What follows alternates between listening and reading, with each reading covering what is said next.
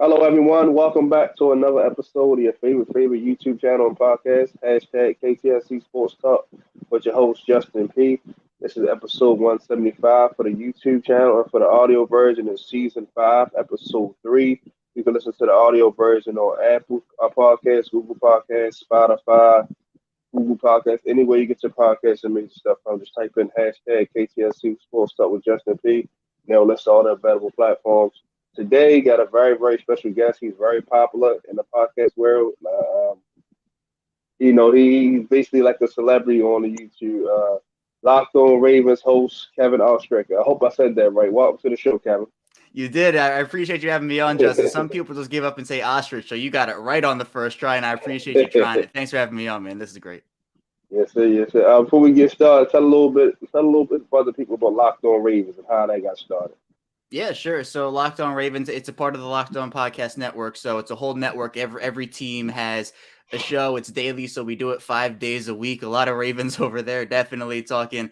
For now, at least, we'll do OTAs and it's a bunch of stuff we'll talk about today here on this show. But we do it every single weekday, about 30 minutes. So it's a short, little, quick hitting show that we do, and it'll be up to date, latest happenings on the Ravens every single day. So it's really fun to do. It's just kind of a way to keep everybody up to date and a way to kind of keep everybody informed on what the Ravens are doing on a daily basis. Oh yeah, I catch it every morning for the most part because I work nights, and it's definitely good to see, man. Great content each morning, man. Like definitely go check that out. Subscribe. I'm gonna have a link at the bottom of the description once the stream is over. So definitely go give my guy a look. But all right, let's get into the Q&A. Kevin, what's your favorite TV show that you like to watch? Oh, that's a good question. I'm gonna be basic and say The Office. I know it's such a basic answer. Like everybody says, "Oh yeah, I love The Office," but I don't know. I started, but it's funny because I didn't start watching it until like college. Like I know people started to kind of watch it a little bit. Maybe I'm showing my age a little bit when I talk about this, but man, it's just such a classic show. I don't feel like you can go wrong with The Office, but I do know people like Parks and Recs a little better sometimes, and I like Parks and Recs too. But I'm gonna stay basic, go with The Office for sure. Those are good. That's a good choice. All right. Give me your top 5 favorite movies of all time that you like. Oh, that's tough. Well, okay, this is gonna be one. I like. I love the Titanic movie. That's one that's kind of like a little underrated in my opinion. Very popular one. I love the Top Gun stuff too. I know we got a new one of that, so that was really Yeah. awesome. There's a movie called Rebound. I don't know if you've seen it. I It, think with Martin Lawrence or something like that. Yep. Yeah. Yep. That's one that actually I grew up on, and we got that movie. We went to a hockey game, and that someone gave us some gift basket or something. That was the movie in there, and I'd never heard of Rebound before. I watched it. It's been on my top 5 list for a while. I like the sports movies, like all the basketball ones, the baseball ones. I love Draft Day. Draft Day was one of those more recent ones that I feel like really encapsulates like the actual drafting experience and kind of what that is. But I'm also Friday the 13th. You can't go wrong with that, man. So I feel like there's maybe not an order there, but those are some of the movies that I get down with. Well, those are good choices, man. Very good classic movies. All right. Do you listen to rap music? If not, just give me your top 5 favorite music artists. It could be rap, R&B, whatever that you like to listen to. No, I do. I'm a very I have a lot of taste in music. Rap is one of them. I'm a big Meek Mill fan personally. Okay. He's somebody who dreams and nightmares, all that. I know all the worst dreams and nightmares. So that's one of my one of my hidden talents. And then you have the classics. Eminem, Kendrick, J. Cole, all those guys. Man, Drake is somebody who's really. I mean, he people sometimes classify him and say no, he's a pop rapper. He doesn't count, but I count him. I count him as a rapper. That's bogus to me. I think that he's in there as well. And then I think I'm trying to think of one who's more of on the underrated underground. I don't know who the last one would be. I'm trying to. I don't know. Post Malone doesn't count. I don't think. Well, no, Post Malone does count. I'll Yeah, count Post Malone. I'll count I Post know. Malone in there. He Yeah. again, people are like, no, he's more of the pop guy, but I'll put Post Malone in there too. He came out with an album a couple days ago, so that's something I was excited about. Another good choice. All right. Your favorite food or snack? Oh well, I am from Maryland, so I have to rep Old Bay here. But Mm-hmm. I feel if I was gonna go food, I like cheese. I'm a big cheese guy. Like a Okay. very like general answer. but you like, grilled cheese, mac and cheese, anything with cheese on it, I'm in on that. So, but I do have to pay respect to Old Bay because that is something I like a lot, especially being from Maryland. Hey, I can't eat seafood because I'm allergic, but I get a lot of good feedback. Okay, give me your favorite activity or activities that you like to indulge in when you're not working. Yeah, so I love doing stuff outdoors, going hiking, going on adventure. I love traveling too, so it's a goal of mine to go to as many places as I can. And also just figure out I'm also a DJ, so I'm a big music guy. I've kind of moved away from DJing as I've kind of started up my sports career just because of how busy it can be. But it's definitely important to have some stuff that you can do to kind of take your mind off of things, relax, step away for a little bit. So for me, those are some of the things I enjoy, and a bunch of others too. But that's some of the main stuff. Hey man, that sounds great. All right, the last one. This is everybody's favorite one. If you could have dinner with 5 guests, dead or alive, famous or non-famous, who would it be? Oh, that's tough. Have you seen that? What was it? The tweet where it said, "If you could have $5 billion at dinner with Jay-Z, who would it be, or what would it be, or something like that?" I choose Jay-Z as one of them. He's a super smart guy, someone who is a very big businessman. I feel like I could learn a lot from him, as a lot of people could. I'll throw Lamar Jackson in there. I'll throw Lamar Jackson in there as one of them too. He's someone who I think, we all know his personality. He's somebody who's just super fun to be around. So I'll take Lamar Jackson in there. Um, maybe Tom Cruise. He's somebody who I think would just be interesting to have, and maybe have Liam Neeson is another one. Liam Neeson, he's one of my favorite actors. He's somebody who's been in a lot of stuff that I like, so maybe him. And then, I'm gonna go Nikola Jokic because I'm a Nuggets fan personally for basketball. So he's a back-to-back MVP. He's somebody who also is a very fun-loving personality. So to have the football MVP with Lamar Jackson, basketball and Nikola Jokic, I'll go with those 5. Yeah, that's good, man. You can't go wrong with that. I like it. All right, I'll get right into the good stuff. Just give me your overall just opinions on the Ravens draft picks. I loved it. I love what they did. Kyle Hamilton was a player that I thought was going in the top 5. I thought it was going to be gone way, way before Baltimore had the opportunity to draft him at 14. So I thought maybe, okay, if they want to trade up, that's a guy who they could look at. And then we saw Kayvon Thibodeau go off the board, and we saw it was pretty much people I don't think remember because that ended up being so good for the Ravens. But the early picks, people were saying, well, now this target's off the board and this target's off the board. But then the saving grace for them in the first round was the wide receiver run where Drake London goes and Garrett Wilson and Chris Olave and all those guys. So that put Baltimore in a position to get somebody. So at 13, they're sitting there and they say, well, you know what? We're going to get one of Jordan Davis or Kyle Hamilton, or maybe they take a Jahan Dotson who went one pick after at the wide receiver position.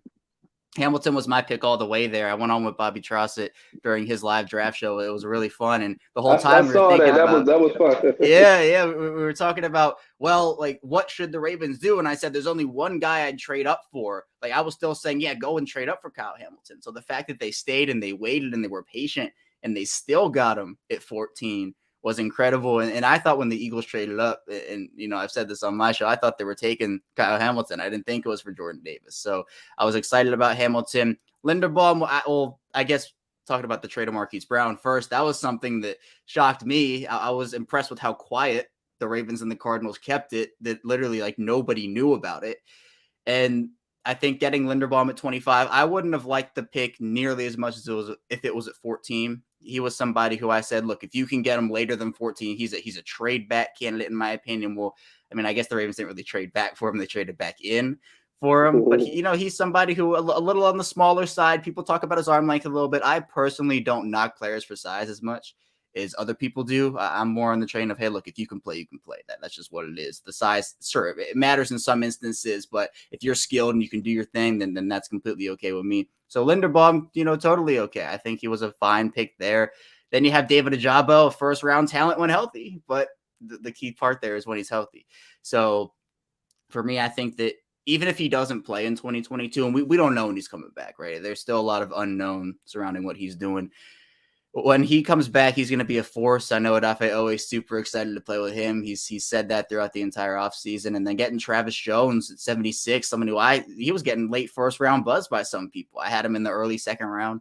So getting him in the mid third round is just incredible value. Then day 3 was interesting because I personally thought the Ravens were going to trade, like they were going to combine some of their fourth rounders and like move up for a guy, but they still were able to get Falele in the fourth, the first pick there at 110, who again I had as a second round guy. They got him there, and then Amore Davis, who I liked, and then the 2 tight ends, the punter and Demarion Williams as well. And then the 6th round, Tyler Beatty. I actually went to high school with him. He was a couple years below me. So that was really cool to see him getting drafted by the Ravens. I was very impressed with this draft for the Ravens. I liked it a lot. I liked it as well. Kyle Hamilton, that was like I said, top 10, top 5 talent. That was pretty good. Then we flipped Marquise Brown and then got Tyler Lindenbaugh, who's in my opinion is going to be a Pro Bowl center in year 1. That's just my personal opinion because he's athletic, can get out there. They'll get him. They'll allow pundits always only 295.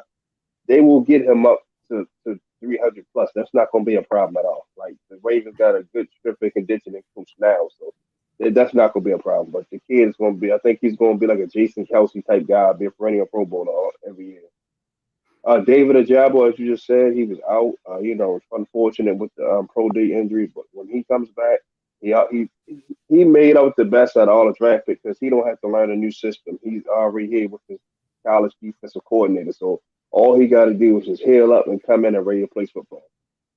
Then you got Travis Jones. Like I said, he probably was the steal. I thought he would be late first, early second. Now you plug him on a defensive line with Calais Campbell, Michael Pierce, Justin Matabuke, Brent Urban, Derek Wolf for the time being. We're still waiting to see what's going on with him. Project Washington. I hope I ain't forgetting nobody else. Marcel Darius. I believe they picked him up if I'm not mistaken. So we got so that's just made the interior pass rush a lot more better. Now we can rotate guys in and out. Nobody's tired in the fourth quarter. Like you said, Daniel Falehe, we needed to address the offensive line. So first you take Tyler Lindenbaugh, then you get Daniel Falehe. Now we building a brick wall for Lamar. So welcome in 2019. Our receivers weren't, lights out, but he had time to throw the football and won MVP. So that shows if we give him time to throw the football, he can pretty much throw to anybody. Then like I said, then we took Jalen. I think we took the tight end Charlie Kolar, if I'm not mistaken. Big body, reminds me of Todd Heap, 6'7", about 250 pounds, if I'm not mistaken. It was a red zone touchdown machine at Iowa State with Brock Purdy. Then Jalen Armour Davis, and I liked him a lot. Me personally, I wanted Kobe Bryant from Cincinnati, but Seattle already took him. But he was the second rated corner I had in the fourth round. So I'm glad we got Jalen Armour Davis. Then, like I said, getting Isaiah Likely, that was the steal too, because now you can use him like the Chargers used Antonio Gates, flex him out wide, put him in the slot, H-back, stuff like that. The Jordan Stout pick, I was like, I didn't really like it at the time, to be honest, Kevin, but I get it. Sam Cooke, when he did retire and all that. But I'm like, fourth round for a center. I'm like, not for a punter. So it's like, but I understood he was one of the best at his position. So now I'm growing into the pick. But then Damari and Pepe Williams, like I said, you lose Tavon Young, you lose Jimmy Smith, you lose Anthony Everett, Chris Westbrook. So you got to get there. So you got 2 guys that can come in and contribute right away at the cornerback. With Kyle Fuller, getting signed. Now we got solid depth there. Every year we always get a guy that goes down. And Marshall went down for the last couple of years. And a few other corners. And we still got Kevon Seymour, who's a solid veteran. So we got good depth there. Now we're getting those 2. Tyler Beatty, I like that pick a lot because he had over 1,500 yards in a tough SEC conference. He's only 5'9", 190 pounds, but he runs hard and can catch up the backfield. And he can contribute on special teams, return kicks and punts. So I believe, he's definitely going to make this team. So him and Justice Hill will fight for that third running back spot, in my opinion. So overall, I gave the Ravens an A minus. The plus, I would give him an A+, but they took the punter, but I guess they're going into it. Give me your thoughts on OTA so far. Like, who's standing out for you? Like, especially at the wide receiver position. Yeah, it's been great to see just kind of the thoughts that people have because it's football, right? We haven't seen the Mhm. Ravens play football since January. We're starting to get little news bits trickling in about this guy standing out, that guy standing out. Though they are voluntary, so again, I respect everybody's decision who decides to, maybe not be there for a week or two or even all three of them. But yeah, the guy, I know that from what I've heard, Tyler Beatty has stood out, and we see the tweets from guys like Jess Rebick at the Athletic, who does a great job covering the team. And Oh yeah, he's amazing. Tyler Beatty's been somebody who, again, you just talked about there. He'll be battling for the number 3 job for sure. I think that he'll definitely make the roster. The Ravens, they don't usually part with draft picks. They've done it they've done it more recently in the Eric DeCosta era than they did in the Ozzie Newsome era. But I think that Beatty, he has the skill level, the talent to be able to do a lot of good things. We heard Marcus Williams speak, and he's somebody who is, I think, excited to be in Baltimore. He talked about Chuck Clark and his leadership, and we all know the situation with Chuck Clark. We don't really know about, what's going to go on with Chuck Clark in the coming weeks, months here based off of maybe what he wants personally. So it's great to see that Clark even showed up to OTAs and is being a leader. That's just the player and the person that he is. Yeah, at the wide receiver position, though, I know that the team struggled with some drops early on. Hopefully that has changed, and it's going to be big for these young guys to step up. I mean, the Ravens have not brought in a veteran. They didn't draft a receiver in the draft, so it's going to be, at least at the moment, the time we're talking here, Rashad Bateman is number 1. Then you got Devin Duvernay 2, James Prochet 3, Talon Wallace 4. Super talented guys. Like, I really like all those players. I think Bateman has wide receiver 1 potential to go out there and be like an 1,000-yard receiver every season. But the loss of Marquise Brown is big. You can't understate that because he is a very talented receiver. But I think the Ravens have enough to at least soften that blow. But maybe they find a speedster because there are 2 like profile types the Ravens, I guess, would benefit from on their roster. It's a big body type, so like a Julio Jones, let's say, and then the deep threat speedster like a Marquise Brown. They don't really have a big body who is proven on the roster right now. I guess speedster, you could classify Devin Duvernay as that, so you're hoping that he can maybe grow into that role a little bit more. But other than that, I mean, you see Tyler Huntley having decent days there at OTAs. I know that there were a couple throws he struggled with that people talked about, but when his throws were good, they were good, is what they were saying. So he's somebody who, look, with Lamar Jackson not there, you'd love to have him there, but again, it is voluntary. So, he's allowed to do what he wants. Anybody's allowed to do what they want there, unless, the word mandatory slapped on it, then it's time to show up, I think, for a lot of those guys. But I think for now, Lamar Jackson's still working out, still doing his thing. So that's cool. But Tyler Huntley's getting those first team reps, and I think that'll be important if Lamar Jackson does have to miss time again. And obviously we hope he doesn't, right? We hope this team is healthy and everything is good. But getting first team reps early on here is very important for Huntley at this stage. And at the cornerback position, and even in the secondary, I know we've heard some good things about Kyle Hamilton, and someone, again, I'm very, very excited about. So hopefully to see him deployed all over the defense, Mike Mcdonald in his system, I think it'll be like, we'll see some inklings of Don Martindale in there still, because I don't think they're going to completely shift away, but it's going to be new. It's going to be different. And the Ravens and Martindale obviously thought a split was in their best interest. So we'll see what McDonald does. I'm super excited for that. But yeah, those are some of the guys who have stood out in some of the, I guess, positional battles associated with it. I'm so far the little that I have kept up. I'm not really tuned in like you are, because like I say, that's something you do every single day. So, but the stuff that I have seen, I've seen Tyler Bay look pretty good. Even his cuts have been looking good. Pass pro has been looking decent. Been catching out the backfield. Shamar Bridges, the undrafted guy, the Fort Valley. I've actually been talking to him, trying to get him on the show. They say he's been looking pretty good. They had some drops the other day. Came back with some strong practices, finished with some big catches. Same thing with Devin Williams and guys like that, and Makai Pope. They had some early struggles, like you just said, but also put together some good days. And Bateman, they said Bateman doing his thing. Like they say he caught a touchdown over Marcus Williams, I believe, if I'm not mistaken. So he's showing that, yeah, I could be that number 1 receiver. He was hurt, a little dinged up last year, so everybody didn't really see the full potential. But we Raven fans, we watched him all OTAs. He was giving last year. He was giving Marlon Humphreys props, and that's all pro corner. So, like I said, it's good to see the receiver group rebounding after some early struggles. And they said the DBs look pretty good too. Kyle Hamilton flying around, he deflecting a couple passes. He's wearing a green dot with the rookies. So he's picking up the defense and soaking up a knowledge. And then they say Jalen Haynes looked good as well too. He's kind of forgotten man in that edge rush department. So he's coming off the edge, getting past blockers, getting his hands on the ball. So that's good to see, because previous years our edge rushes, I want to say they've been held back because of the scheme. Because Wink used to drop the guys into coverage a lot. Whereas on Mike McDonald, he's going to let the guys go attack. He's going to get the quarterback. So that's why when you see Matt Judon on left and Giannis got where their sack numbers went up, and even Zadarius Smith, because the teams let them go do they do best, go get the quarterback. And I think Mike McDonald going to do the same thing here. They say Jalen Ferguson has been looking much better. He's in better shape. They say he trimmed down a little bit. So I'm excited to see how his role will be this year. Because this is a pivotal year for him. If he don't produce this year, they're not going to bring him back nowhere, no how. So, and then they said the offensive line, Tyler Linderbaugh, was picking up all the blitzes, making all the line calls.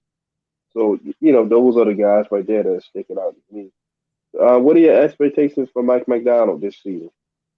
I think it'll be a great year for him. The big thing for McDonald is that I know a lot of people talk about the Ravens kind of like hiring from within and keeping the same principles. And I know some people love that. Other people don't love that. And they'd rather see fresh new voices. But McDonald's kind of like almost like a hybrid, more so he's more internal because he was with the team for so many years. But the thing that I really like about his resume now is that he went to a huge Big Ten school. He had success, brought that team to the college football playoffs, and did it, not with the Ravens. This wasn't something where he was promoted and, keeping all the same principles and everything. He went to Michigan. He grew as a coach, as a person, and a lot of people just absolutely rave about what he did there, both with the defense, his ability to teach and ability to coach. And we heard Marcus Williams talk about that. He said that he's putting the defense now in a way that we can understand it and say, all this versatility stuff, which is great. But so what I think we're going to see from him again, more so we're going to see some switches a little bit, but again, the versatility piece is still going to be there. Maybe there won't be as much like Calais Campbell dropping back into coverage on the first drive of 2020 like we saw a couple of years ago. But again, it's going to be the Ravens have the personnel to use it to do all that versatile stuff. So why not do it, right? You can use 3 safety looks and put Chuck Clark in the dime linebacker, assuming he's still on the roster, move Kyle Hamilton around. You can move Marcus Williams around 2 of the corners. You can play 6 DBs. So I think that's going to be a lot of great stuff that he does. And also, I know a lot of people had complaints about, well, not everybody, but some people had complaints about the constant blitzing, the cover zeros that Don Martindale did a ton of the time. And I guess in that lack of situational awareness sometimes within that. So I think we're probably going to see a bit of a dial back on the blitzes, but I think they'll still be an aggressive blitzing team. It's not something that's going to be night and day where it'll be, well, they blitzed a ton over the last 4 seasons. Now they're going to go down to a bottom 5 blitzing team. I don't think we'll see that. Maybe they do. Maybe they surprise me, but I still think that with what McDonald brings to the table, he's a very young guy, very bright football mind. The coaching staff seems to really like him because he has those connections from when he was in Baltimore the first time. And the players, you talked about David Ajabo and his connection to him, and Aiden Hutchinson was talking about him really, really nicely during his pre-draft process, Daxton Hill. So he coached a lot of good guys up there during his only year at Michigan. And that's what's impressive too. It wasn't like he needed a ramp up period and he needed a couple of years in Michigan to kind of get it going a little bit. And no, he went in there and he transformed that defense and turned it around. And obviously college is different from the pros, right? There is a big talent level difference, but I still think that in itself, plus being in the league, being with the organization for so long, gives him a leg up. And that's one of the reasons that many of them why I'm so excited about him. Yeah, I think the Ravens defense is going to be even better. Like I said, Wink has done a good job, but like I said, he kind of like, they say you live by the blitz, you die by the blitz. So that kind of like cost him his job. That game against Cincinnati, the second game when Joe Burrow threw for 400, 500 yards, I get it. We were down, down guys, but you still got to scheme better. If you know you don't got the personnel out there, you can't just be running those crazy blitzes and stuff like that. And you got torched. So it would happen one too many times, and I guess Harbaugh Bashadi said, "Nah, let's go ahead and part ways. You don't get a job swells. We need somebody more younger." And like I think McDonald was only 35, 34, so he can relate to a lot of the players because he's not that much older than them. So he's able to keep up with today's football because it's a passing league now. Of course, teams still run the ball and all that stuff like that, but they're throwing the ball 80% of the time. So that he understands that because he's just been Michigan. going against those pro style offenses and stuff like that. So that defense was what Michigan defense was ranked horrible before he got there. He gets there, they're top five. So that shows he knows what he's doing. And then from what I'm hearing, he's at the facility every day, like till like 10 o'clock at night. Once everybody's gone. So he's in there, you know, coming up with master plans for how to, put everybody in position. I'm pretty sure he's not in there just watching soap operas or nothing like that. So Mike McDonald definitely is going to have his team. I think we're going to lead the league in sacks and turnovers. I might be biased talking, but hey, we just picked up Cal Fuller. Like I said, we got Calais Campbell back. We got two young safeties. This is the first time in a long time that we got two young safeties in their prime starting. Cal Hamilton and Marcus Williams, both of them under 30 years old. We haven't had that probably since Ed Reed and Will Depps, honestly. But I think, like I said, Patrick Queen and Malik Harrison, they're going to be much better this year too. Like I said, he's going to have the linebackers playing us better. I know everybody has been attacking those two, but they're going to play a lot better than Josh Bynes. He's basically the godfather in that realm. And then you got guys like Kobe McLean and Josh Ross. They know the defense as well. So just watch out. I just think this defense is going. I think this defense will look like I was in 2017 when they had like 3-4 shutouts and stuff like that, and all those turnovers. So I think it's going to look more like that. Like we're really going to be able to lean on our defense to actually put the game away, not worrying about giving up game-winning scores or last-minute drives to get a field goal. He's going to put the guys in position in the plays for sure. Give me your thoughts on the new revamped offensive line. I like it. I think it all starts up front on the offensive line in the offense. For me, if you don't have a good offensive line, if you can't block guys, you can't open up running lanes. Running backs are going to get tackled within the first yard, even for losses. And then in the pass game, if your offensive line can't block, we're going to see what we saw last year, which is Lamar Jackson or Tyler Huntley, whatever quarterback, running around. And, those guys are some of the best at being able to create things on the run. But it's, again, it was every single play, especially late in the year, where the ball would get snapped and both tackles would just lose their matchups immediately. And there'd be pressure from either side. And then stuff would have to happen. We saw when Lamar Jackson has a clean pocket, we've seen it time and time again. He's able to stand in there, go through his reads, and find somebody. He can deliver that ball with accuracy, with arm strength. We've seen it so many times. But you need to put that wall around him. And I think the Ravens invested in that. Morgan Moses, a very solid, durable veteran, someone who has missed very minimal time throughout his NFL career. I think that he'll be the starter at right tackle come week one. That's something I'm excited about. But then they also have the depth. Jawan James coming back. Hopefully he'll be 100%. And he'll be able to maybe step in if they need him to. Daniel Vallely, another guy who they now have, like, they're 3 deep at right tackle now. And then some of those guys can move over to left tackle if they need to. But obviously I know it all hinges on the health of Ronnie Stanley. Just if he's able to come back at full strength. That injury was so brutal, so unfortunate for him in the middle of 2020. And we saw what it was.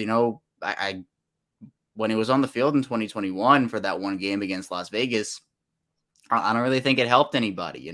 He was on the field and his play wasn't helping the Ravens. Him being out there was another chance for re-injury. And so we definitely saw that he wasn't right. So I think to have that extra season off was the right decision for him instead of trying to continue to rush back and have the other surgery. I think that was the right decision for him.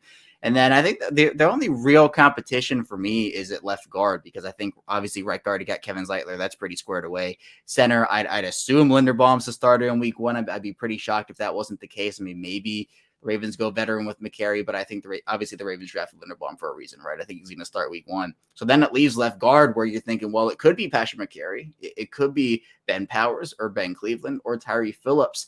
My money right now would either, if they want to go the steady route, like someone who's had success at the NFL level, like consistently for, a couple of years, maybe the 1 year, maybe McCary wins it based off of his experience last year at right tackle. He played really well there for a while, very, can play all 5 positions. I like McCary as a super 6 man, though. He's very talented. He can start for sure. But what maybe they could do is if Ben Cleveland or Tyree Phillips has a very strong preseason, maybe they feel comfortable leaving McCary as that super 6 guy. So if they need him at center or they need him at tackle or even at guard, he's available and ready, and they don't have to shuffle the offensive line assuming someone gets hurt and then McCary goes from left guard to right tackle, then someone else has to come in. So I like Tyree Phillips a lot at guard. I know that he has not shown a ton at tackle. He has not played well there. I just keep him at guard exclusively if I'm the Ravens and only use him in tackle situations if literally an emergency, like the world is ending type deal. But I think that for me, it'll be between McCary, Cleveland, and Phillips. Those are the three guys that I'm kind of honing in on. Ben Powers could surprise, but I know that maybe this could be a Ben Bredeson situation where they have a lot of guys on the offensive line. Like you could even say the same thing about Tristan Colon at this point with Linderbaum coming in, where maybe they just know they're not going to be able to keep all these guys and they have to potentially move on from some of them. So they say, hey, look, if we're going to cut this guy anyway, let's go out there, get a pick for him. The Ravens traded Bredeson in a 6th rounder, I believe, for a 4th. And that was an early 4th too. So very shrewd move by Eric DeCosta. Maybe we see that again. But again, yeah, the offensive line is the position that really makes it all work for the offense. Obviously, Lamar Jackson is very important. The quarterback position also very important. But I think you got to start up front with the offensive line. I think they addressed it in a big way this offseason. I think I agree with you, Kevin. First, you go get Morgan Moses, solidify that right tackle. All odds have been the way retired. Thank goodness. I wasn't a fan of that sign, like you said, in Ronnie Stanley's injury. Like I'm glad he definitely got the surgery and decided not to play because, like I said, he rushed back. He could have, re-injured it and been much worse. So now he basically essentially has a full season and a half to recover. I think he'll be ready to go by the time the season starts. Like I said, you bring in Tyler Linderbaum. I think he's the entrenched starter at center. You don't trade a receiver and use that pick to take him for him not to start. So he'll be entrenched at center. I said Patrick Curry is that wild card. He reminds me a little bit of James Hurst, but just much better at doing it. Remember, James Hurst can play right tackle, guard, and all that. He's just much better player, but he's versatile. So like you said, Zeitler at the right guard, he definitely got that. So the left guard position, I think it's been Cleveland's job to lose. Because like I said, big 6'6", 343. He played pretty solid when we saw him in action against the Rams. He got beat a couple times, but that's Aaron Donald. He's going to beat anybody. So as we just all saying, he just got a whole new extension, and well deserved. He's one of the best football players in the league, if not the best player in the league. That's just my opinion. But that's been Cleveland's job to lose. Tyree Phillips could, step up and show he can play there, but I think he's more so of a backup tackle, swing guard. But I think Ben Cleveland should definitely be the starter. This is just my projection at starting offensive line. Left tackle, Ronnie Stanley, of course. Left guard, Ben Cleveland. Then Linderbaum. Right guard, Kevin Zeitler. And right tackle, Morgan Moses. You got Jawan James. Hopefully they keep him, is in a good insurance policy in case somebody gets hurt. And where he can step in and play right on left tackle. He also can play guard, too, as well. I know we haven't seen him play in a couple of years because of the injury. But we definitely should keep him for depth. And you got Tyree Phillips. Ben Powers, like you just said, could be a Ben Bredeson situation where he get caught in the numbers game and end up having to probably get traded somewhere or somebody pluck him off the practice squad or something like that. Tristan Colon Castillo, well, I think I said his name. Like that. He might be the odd man out because you got Patrick McCarry. He could be the backup center. So unless they cut one of those guards and let McCarry be the backup guard, Tristan Walker still will probably be the odd man out, probably be on the practice squad. But we got a lot of depth there. So right now we have like 10, 11 offensive linemen. We're only going to keep probably like 9 at the most. I don't think we ever kept 10 linemen, but I think it was like 9. And then with the offensive line coach, Joe D. Alexander, a lot of people don't know about him, Kevin. He's been coaching football for 40 years. So he's going to get the best of the guys up front. He's going to make sure they're going to know their assignment, their technique, calling out blitzes. They're going to all work together as a cohesive unit. So, Lamar Jackson definitely going to have a lot of time to throw the ball. I saw your video earlier. You were talking about like veteran wide receivers. So I know you were talking about Odell Beckham. So give me your thoughts on that. How you think he would fit in with this offense?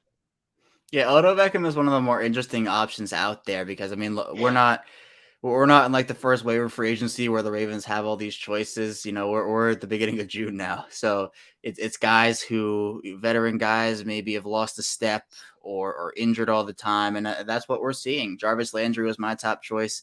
A little bit redundant in the skill set just based off of the fact you play him in the slot most of the time. He can play outside, but the Ravens, again, the two profiles I mentioned, the big-bodied receiver and the speedster, I think is more what they need right now.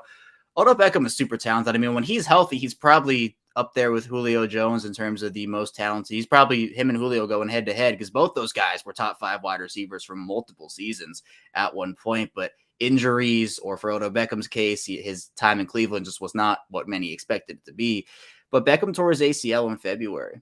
And we all know that with the injuries the Ravens suffered, well, the ACLs in particular, the big ones, those were August, September. So those guys have almost had that full year to recover. By the time the season starts in 2022, Odell Beckham would have really only had about 7 months to recover. ACLs, the medicine behind it's gotten a lot better, the technology behind it. So the recoveries have, I guess, generally sped up, but every case is different. Generally, ACL recoveries take around 9 to 12 months.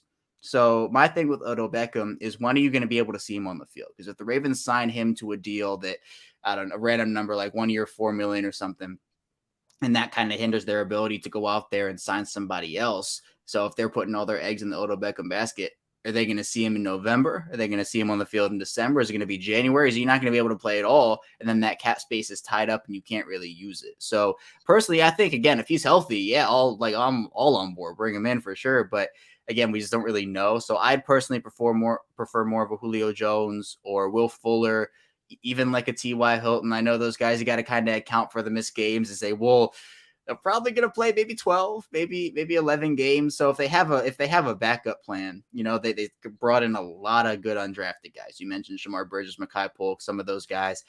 If some of those guys can step up, Benjamin Victor and Jalen Moore, some not veterans, but they've been with the team for a few years now, so maybe they could step up. But if you can get 12 games out of Julio Jones or 10 games out of Will Fuller, I think that is still an asset to the team. So if you account for those missed games, if you have an option in your back pocket, let's say on the practice squad, because at this point, with what the Ravens have, I think they only keep 5 wide receivers just based off of their personnel. I think if that's the case, for me, I'd prefer a Julio Jones or an Odell or a T.Y. Hilton or Will Fuller to an Odell Beckham, but that's just because of the injury situation, not the player that he is. I agree. Like I said, would love Odell for us to play, but like I said, with that injury, he got hurt in the Super Bowl, so he's not going to be ready. I'm just no doctor or nothing like that. Just off the research and stuff I've done, he's not going to be ready till probably December at the earliest. So if you plan on just using him for a late playoff push, cool, but that's still tricky because that's just at the earliest. Because I usually take a whole year to heal. So, but it's reports the Rams might be trying to get him back to where they can let him recover and then use him for the postseason. They got Allen Robinson, those other guys. So I mean, I wouldn't hate it, but at the same time, it wouldn't really help us right now because, like I said, he's going to be out for a while. Me personally, Julio Jones, I understand the hamstring and all that, but we can get like 11, 12 games out of Julio. That's fine.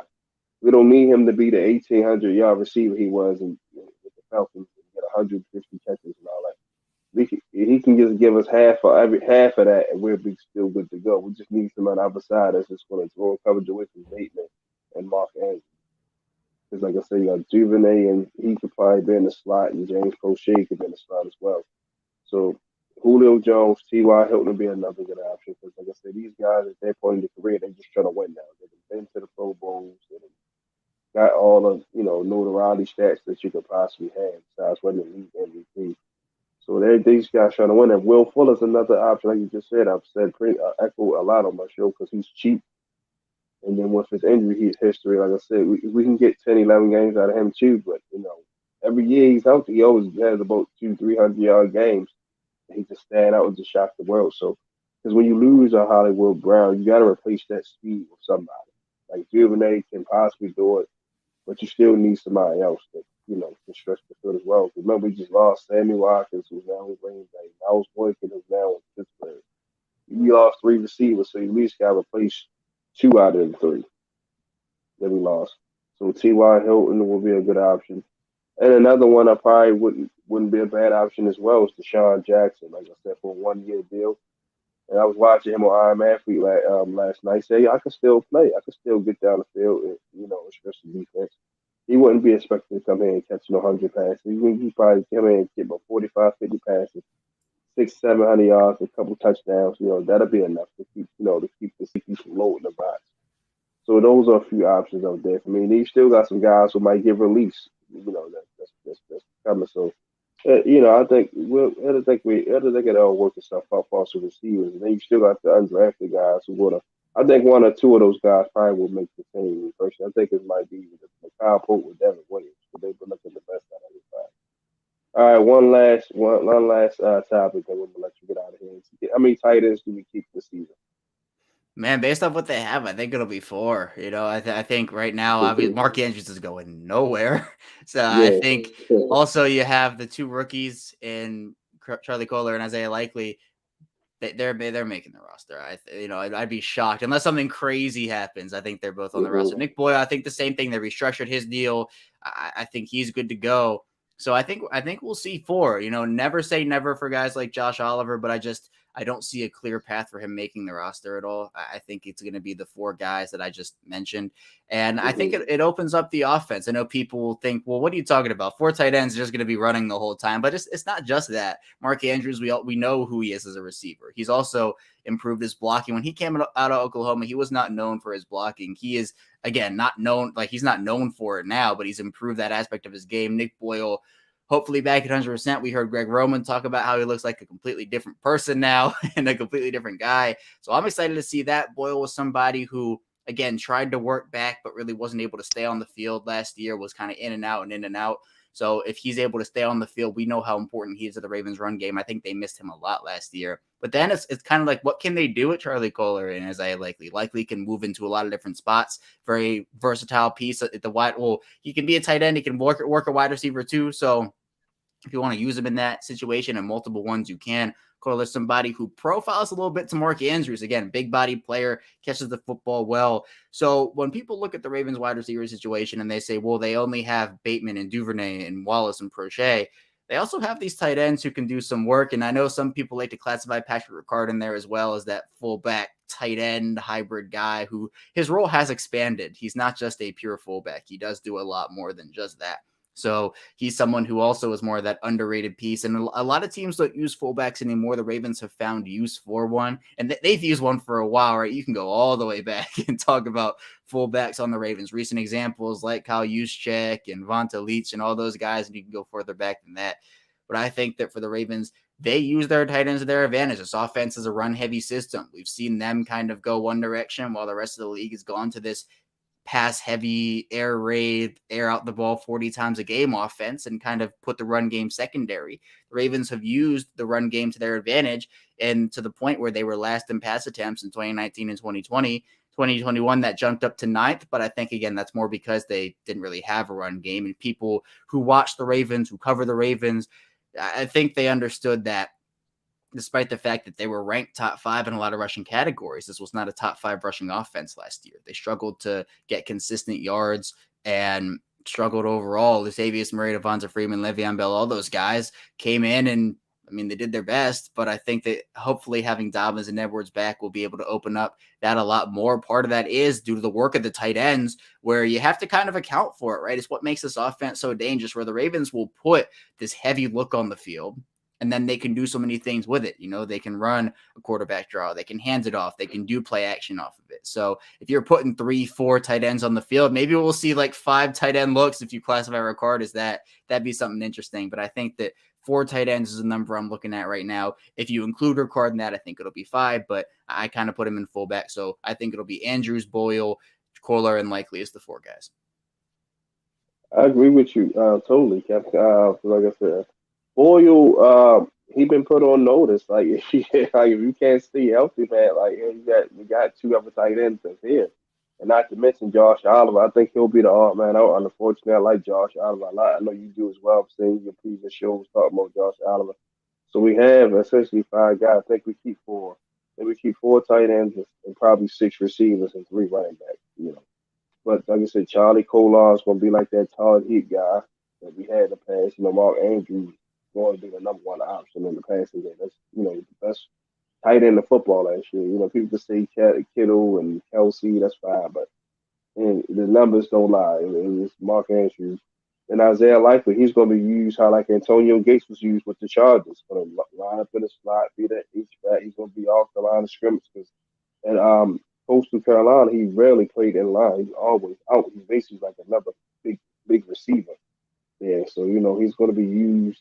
Especially in the red zone, he's going to be a mismatch from 6'4", 250, man, 4'7", not bad. So he's going to be able to take advantage of those smaller defenders. And like I said, you got Nick Boyle, who's that tight end slash fullback. So he's going to be help out in the run game, especially when you go through double and triple tight end sets. You need guys in there that can block, open up holes. So it's going to be interesting to see, but we definitely going to keep four tight ends. It's going to be interesting to see how we use all four of those guys. Well, Kevin, man, this was fun, man. I definitely appreciate your time, man. We definitely gotta do this again. I gotta get on your show. I know you do morning shows, but we're gonna have to work that out because I work at night, so we'll have to find a common ground with that. I'm definitely gonna look forward to that, man. But just let the people know where they can find you and all that good stuff like that.